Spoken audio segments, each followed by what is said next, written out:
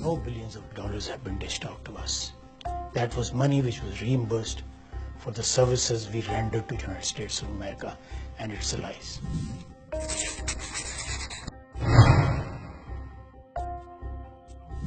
I'll be a bit frank.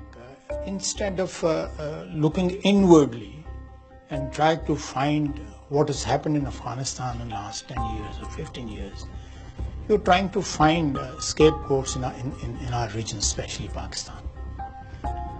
Now let me ask a question.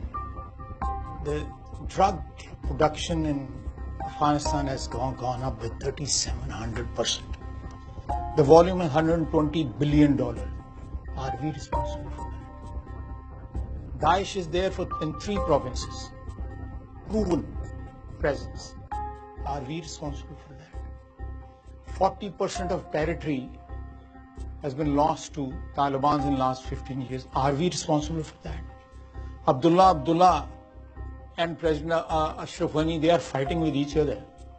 I don't want to narrate the extent of their fight, but because that will be undiplomatic. Are we responsible for that? More than 100,000 American troops were there. Over $1 trillion have been pumped into that economy. The corruption, the Taliban selling their weapons, Afghan soldiers selling their weapons in open market, in open auction to the Taliban. Are we responsible for that?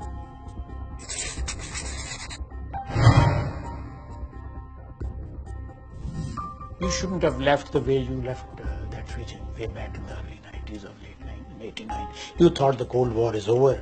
We are the sole superpower, so we don't have to bother about Pakistan or this region. They can go to hell. And that is what happened. We went to hell. We went to hell, and we are still burning in that hell. Our good friends, the Americans, because they wanted to kick out Soviet Union from Afghanistan. That was the objective, and we supported. We supported, and in the process, our ethos was destroyed. That is the problem. That is the tragedy. It makes my heart bleed. I belong to the generation which has seen the Pakistan of 50s and 60s and 70s, and which are looking at Pakistan of 90s and then the last decade. Some of these things have become irreversible for us. The people you are naming, the people you are talking about, the people President Trump is talking about, as politicians or as government officials, as people who are responsible for running the country, some of these things cannot be reversed overnight. Because we inducted or we developed that sort of culture or ethos deliberately to justify an intervention, to become a proxy. Let me say it openly, to become a proxy, to legitimize that relationship which was perhaps not legitimate. Intervention in Afghanistan. We are paying a very heavy price. Let me tell the audience, we are paying a very heavy price. A whole generation of my country doesn't even remember what was Pakistan like 30 years back or 40 years back. It was a liberal country where everybody could breathe.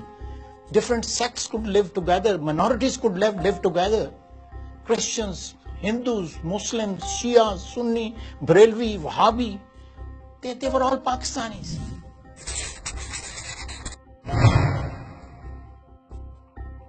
Don't blame us for Hafiz says. These were the people who were your darlings. Just only 20 years, 30 years back. They were being dined and wined in White House. And now you say, go to hell, Pakistanis, because you are nurturing these. I don't want to use the word for them.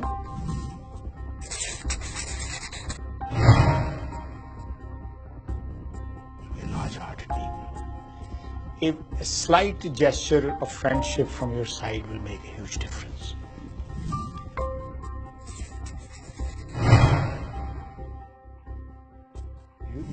You're saying Pakistan doesn't matter to India anymore. I'm saying that if you go to Delhi, you'll hear certain strains of foreign policy saying, oh, we have Pakistan's in the rearview mirror.